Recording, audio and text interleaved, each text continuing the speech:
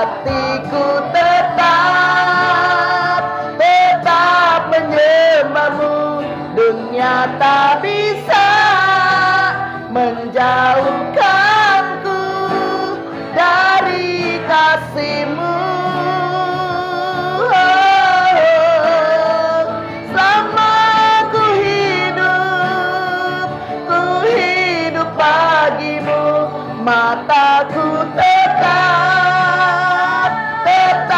memandangmu. Dunia. Terima kasih Tuhan, terima kasih buat hadirat-Mu. Urapi kami semua ya Tuhan, urapi hamba-Mu, hamba yang tidak ada apa-apa ini Tuhan, hamba yang menyampaikan firman dengan sederhana ya Tuhan. Tapi hamba percaya bahwa firman dengan kekuatan daripada Roh Kudus mengubah kami, mengurapi kami ya Tuhan Yesus.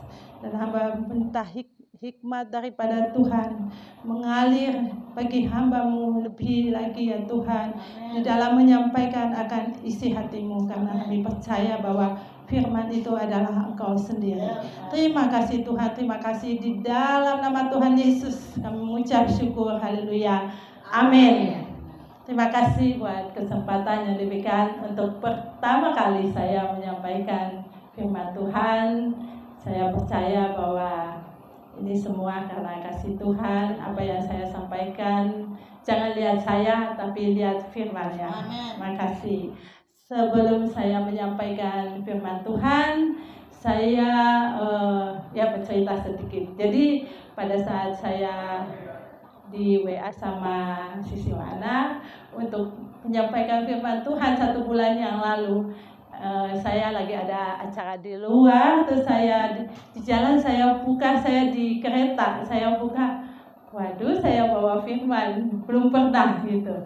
Terus saya berenung sambil bicara sama Roh Kudus, kalau di pas agape saya firmannya apa ya gitu, biar sesuai dengan tuntunan daripada Roh Kudus.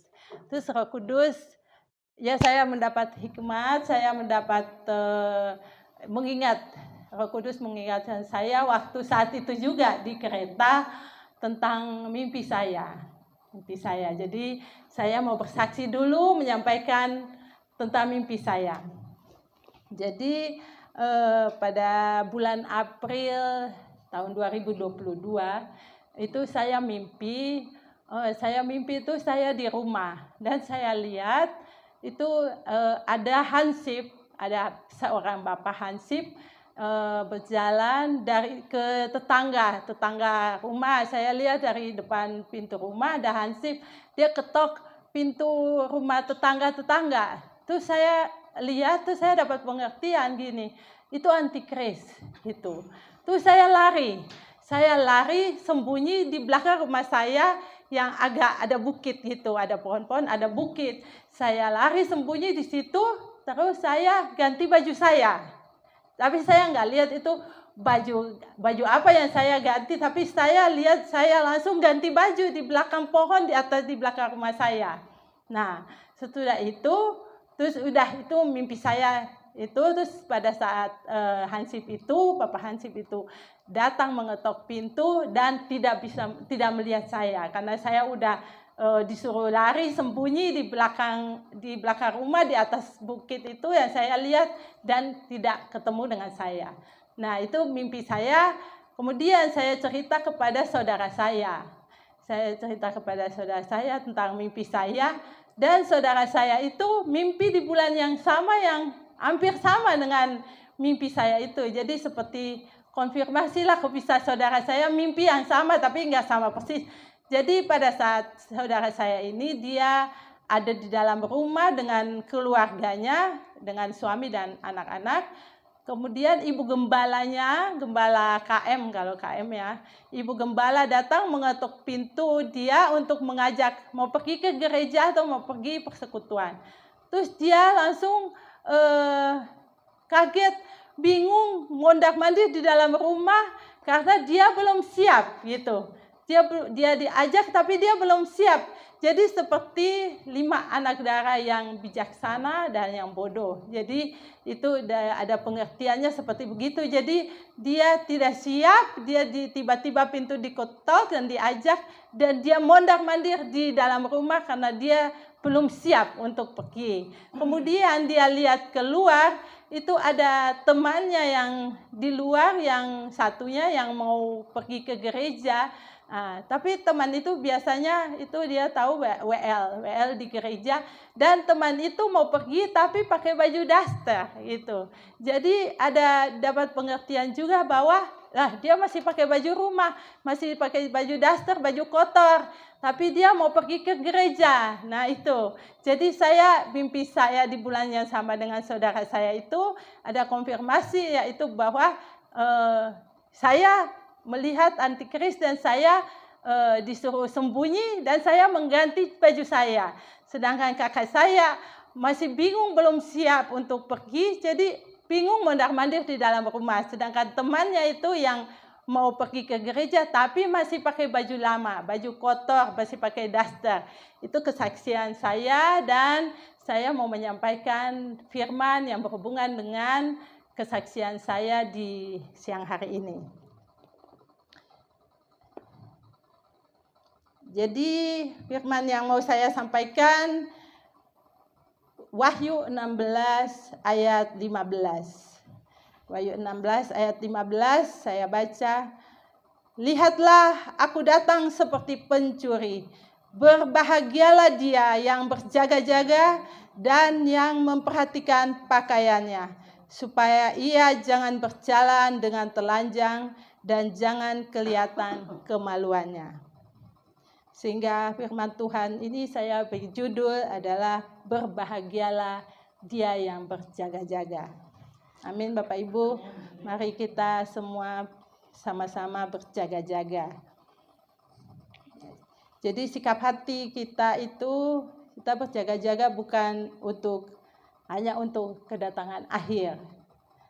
Bukan berarti kita tidak beraktivitas atau kita tidak tidur barangkali karena kita berjaga-jaga, tetapi kita berjaga-jaga secara rohani. Kita menjaga hidup kita menjauhi dosa, kita menjalin hubungan yang lebih dekat lagi sama Tuhan, kita sadar dan setia untuk mengikuti Tuhan Yesus. Sehingga ada 3 hal yang mau saya sampaikan di siang hari ini. Yaitu pertama, perhatikan jubah kita. Di Wahyu 19 ayat 8.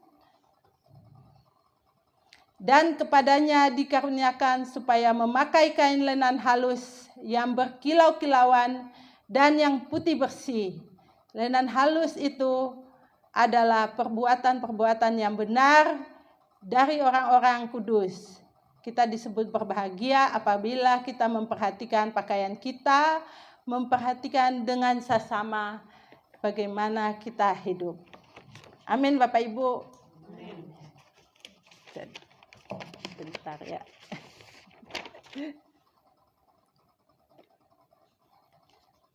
Di dalam Roma 12 ayat 2 mungkin saya minta bantu dibaca. Roma 12 ayat 2.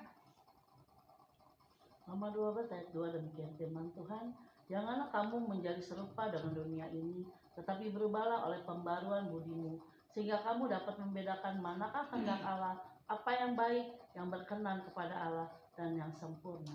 Ya, itu yang harus kita cari. Apakah itu kehendak Allah, ataukah itu kehendak kita pribadi? Apa yang baik dan berkenan kepada Allah dan yang sempurna. Sehingga kita harus berjaga-jaga dengan iman kita. Kita tetap teguh di dalam Tuhan. Dalam tantangan dan cobaan kita tetap memelihara hubungan dengan Tuhan melalui doa-doa kita, membaca Alkitab secara konsisten. Jadi baca Alkitab tidak bolong-bolong. Mungkin kita bisanya 1 ayat, umpamanya 1 ayat. Tapi setiap hari kita baca, jadi tidak bolong kita membaca Alkitab, tapi kita secara konsisten setiap hari kita membaca firman Tuhan. Karena melalui pujian penyembahan kita masuk di hadirat Tuhan. Kita melekat sama Tuhan, kita memuji menyembah Tuhan setiap hari. Sehingga kita mendapat hikmat daripada Tuhan. Kalau kita memuji menyembah masuk hadirat Tuhan setiap hari, kita usahakan untuk masuk di hadirat Tuhan. Di dalam persekutuan seperti sekarang ini, kita bersekutu, saling membangun, saling bersaksi, saling mendoakan. Kita jangan jauh dari persekutuan. Karena lewat persekutuan kita juga saling dikuatkan satu dengan yang lain, bersaksi, saling mendoakan. Nah itu kita jangan menjauhkan diri dari persekutuan. Kemudian kita berjaga-jaga di dalam doa kita.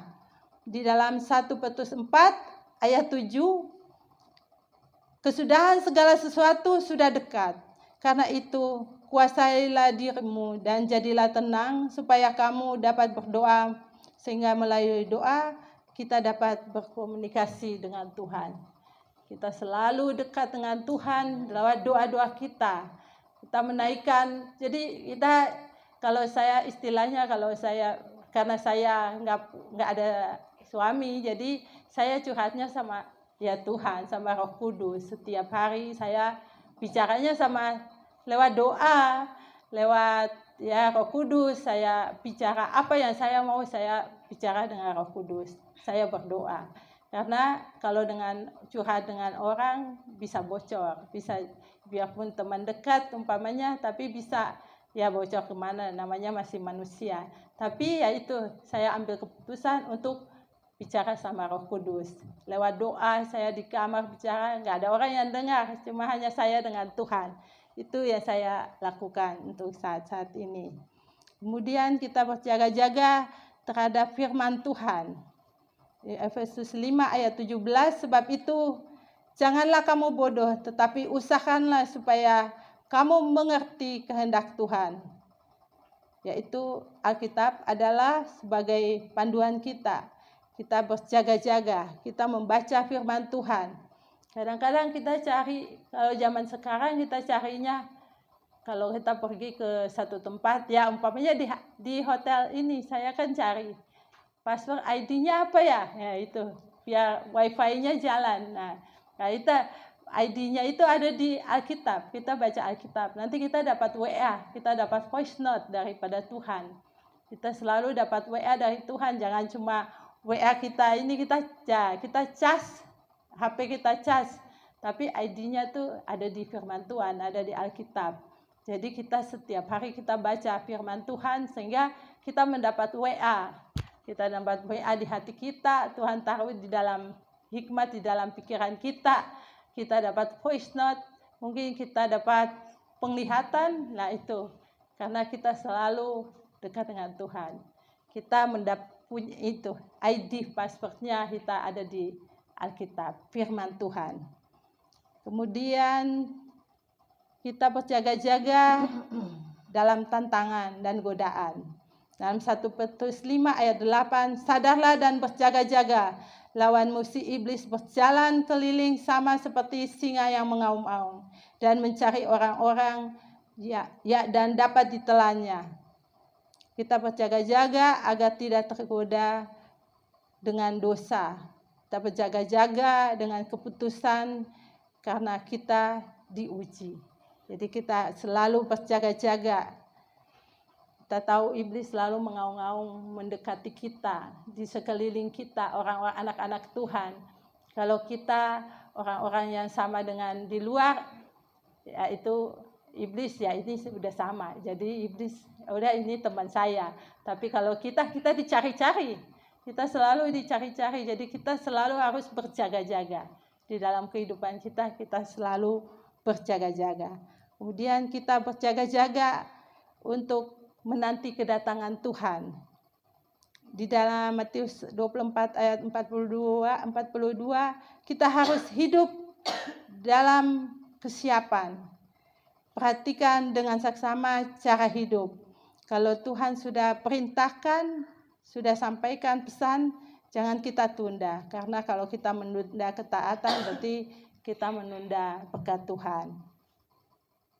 Yang kedua, pergunakan waktu yang ada.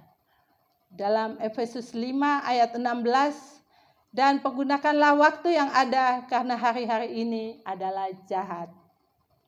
Tahun ini jangan apa kata orang, tapi tahun ini biarlah kita mengalami Tuhan secara pribadi. Amin. Amin Bapak Ibu ya. Banyak sekali yang kita lihat dan kita alami peristiwa-peristiwa yang terjadi saat ini. Kita tahu LGBT contohnya sudah ya makin tidak sembunyi-sembunyi. Udah makin di mana-mana itu udah jadi biasa. Nah, itu udah keadaan-keadaan dunia sekarang ini. Kita lihat badai El Nino, panas, cuaca yang banyak sekali polusi di Jakarta, polusi udara yang begitu tinggi yang sekarang terjadi dan begitu cepat perubahan terhadap alam. Di mana-mana ada gempa bumi, ada juga yang banjir bandang. Di Indonesia ada panas. Itu perubahan alam yang begitu cepat. Dan juga kalau teknologi yaitu gerakan pengetahuan AI itu untuk anak-anak muda mungkin yang lebih sering ya itu. Nah, itu kita harus berjaga-jaga untuk anak-anak milenial, generasi Yeremia. Karena itu mereka yang lebih kena goncangan. Karena sangat gampang sekarang, nggak usah pakai otak juga bisa. Kalau pakai teknologi AI itu tinggal ketik aja, cari apa ketik. Nah itu udah muncul semua, jadi nggak usah pakai otak, nggak usah pikir. Itu udah semua ada jawabannya ada di situ gitu. Jadi ya kita yang punya anak-anak milenial, yang generasi Yeremia itu lebih berjaga-jaga karena goncangan ke depan ini terutama untuk generasi muda, generasi Yeremia. Kita bawa di dalam doa anak-anak kita, dibawa dalam doa generasi Yeremia, generasi milenial agar supaya mereka tidak jatuh ke dalam dosa, tetapi lebih dekat lagi kepada Tuhan. Itulah doa-doa kita sebagai orang tua. Jadi kita hadapi perubahan yang terjadi ya kita tidak bisa menghindar dengan perubahan-perubahan waktu-waktu yang ada ini. Kita tidak bisa menghindar karena kita harus sadar bahwa kita ada di dalamnya. Jadi kita tetap berjaga-jaga. Kemudian dengan media sosial, ya mungkin ibu-ibu yang lebih sering memakai media sosial, yaitu ya bisa tahu-tahu 3 jam lewat. Kita lihat ini scroll semua, kita buka, kita lihat habis waktu. Nah itu pergunakanlah waktu yang ada, jangan sampai waktu kita terbuang hanya dengan media. Bukannya nggak boleh, kita kan harus tahu berita, kita harus tahu perkembangan, tapi jangan semua kita lihat, kita scroll sampai habis waktu 3 jam, udah sia-sia waktu, udah berlalu gitu aja. Atau sinetron, kita dari satu ke satu kita putar bersambung lagi ya, dibuka di TV, siaran TV yang ini ya, itu semua ada, kita duduk kita lihat sampai habis waktu kita. Nah itu kita harus lebih bijaksana lagi mempergunakan waktu yang ada untuk hari-hari ini, karena sangat mudah, semuanya ada di tangan kita. Itu yang menentukan adalah kita. Semuanya sekarang sangat mudah, dimanapun kita ada, itu ada di tangan kita. Itu adalah keputusan kita, sehingga kita harus berjaga-jaga dan kita harus mempergunakan waktu dengan baik. Terima kasih, Tuhan memberkati. Benar ya Bapak Ibu ya. Nah, kita banyak bersandar kepada Tuhan, kita minta tuntunan daripada Roh Kudus. Di dalam 2 Timotius 4 ayat 22, Tuhan menyertai rohmu, kasih karunia-Nya menyertai kamu.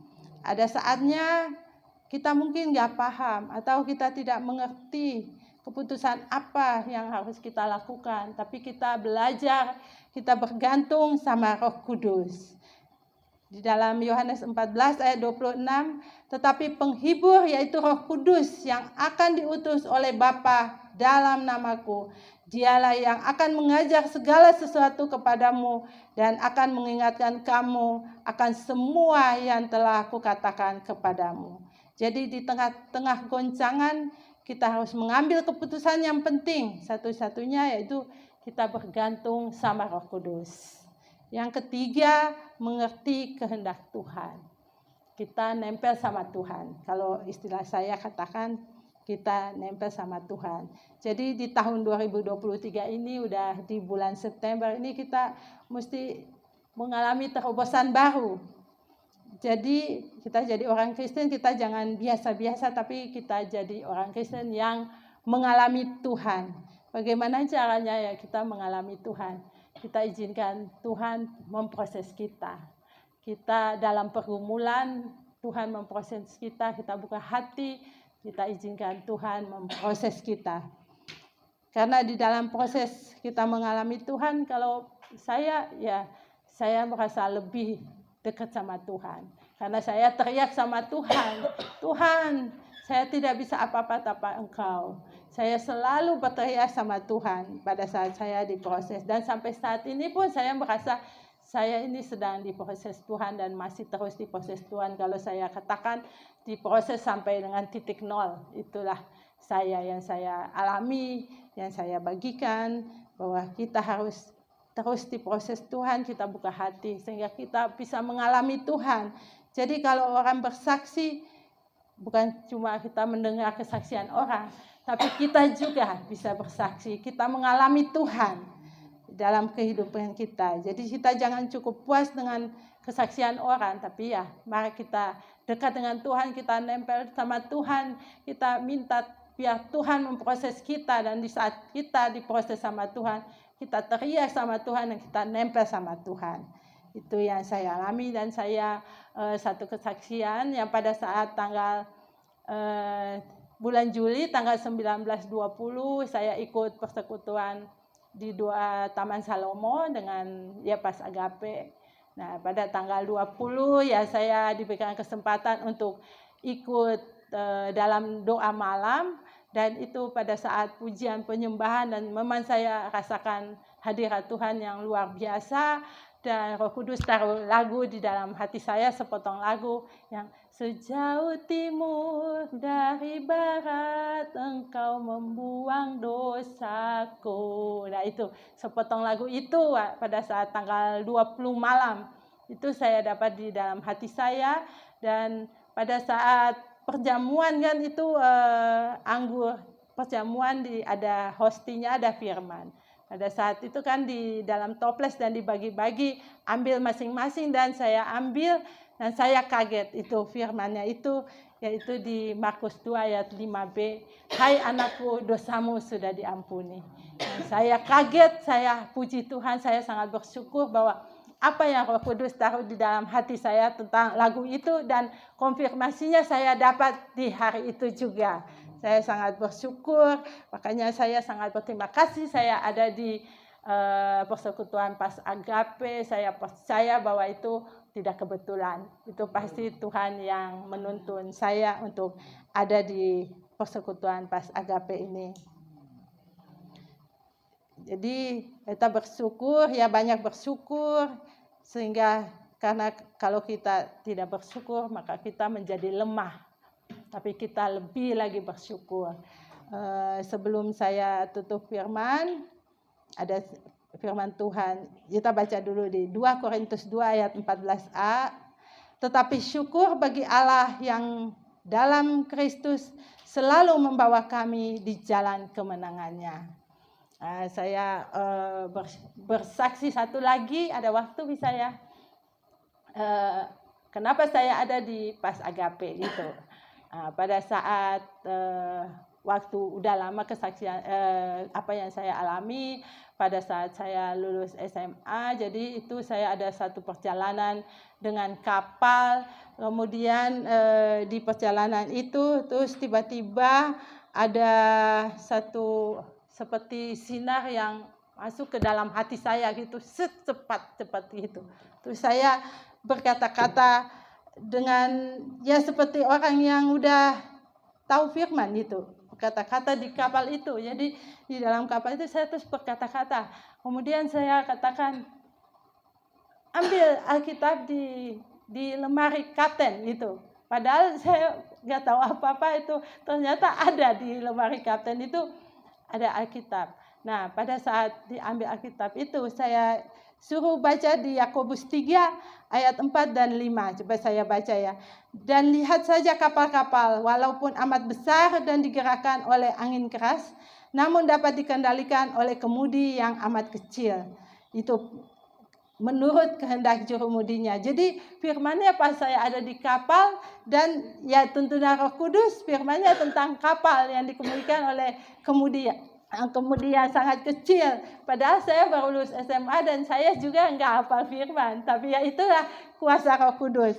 Kemudian di ayat 5, demikian juga lidah, walaupun suatu anggota yang kecil dari tubuh, namun dapat memegahkan perkara-perkara yang besar. Lihatlah betapapun kecilnya api, ia dapat membakar hutan yang besar. Nah itu, jadi di dalam sinar itu tuh saya berkata-kata, Tuhan, ya saya berkata-kata bahwa Tuhan ingin saya menyaksikan kasih Yesus kepada orang lain. Gitu. Tapi saya jawab, saya nggak mau, saya nggak bisa, saya nggak mampu. Nah itu, nah, akhirnya firman ini yang keluar. Jadi pakai lidah kita untuk menyatakan kasih Yesus, untuk bersaksi kepada orang lain tentang kebaikan Yesus, tentang keselamatan. Nah, sehingga saya yaitu ya, sampai sekarang yaitu menjadi satu beban sama saya. Waktu itu juga ya saya si kapten kapal dan masinisnya itu bertobat terima Yesus. Jadi mereka ada yang satu ikut kedah karena ikut istrinya, ada yang ada Alkitab di kapal kapten itu ya dia hanya bawa jadi baca di kapal, tapi setelah turun itu kan sembunyi-sembunyi karena dia takut, karena itu istrinya udah beda, udah kedah gitu. Jadi mereka bersumpah terima Yesus lagi. Nah itu jadi satu beban untuk saya. Aduh, saya bagaimana caranya ya bersaksi? Saya hanya cuma bisa berdoa untuk jiwa-jiwa yang saya terbeban, saya berdoa. Nah, tapi kalau untuk berjalan, melayani, bersaksi, saya belum bisa itu. Karena saya menolak waktu itu dan saya sampai sekarang belum bisa. Jadi pada saat COVID, saya selalu ya buka-buka YouTube dan ketemulah dengan Pas Agape. Nah dari situlah saya ingin bergabung karena saya lihat doa yang sungguh-sungguh, ada pelayanan-pelayanan, ya saya percaya itu semua adalah tuntunan Tuhan yang tadi saya sampaikan sehingga saya ada di persekutuan Pas Agape. Terima kasih, Tuhan berkati. Mari kita berdoa. Kami mengucap syukur ya Tuhan untuk firman yang sudah hamba-Mu sampaikan. Hamba percaya ya Tuhan, firman yang hamba sampaikan dengan cara sederhana, tapi hamba percaya dengan kekuatan Roh Kudus menjamah kami semua ya Tuhan, sehingga apa yang sudah disampaikan tidak kembali dengan sia-sia, tapi kami mau ya Tuhan untuk menjadi saksi Tuhan.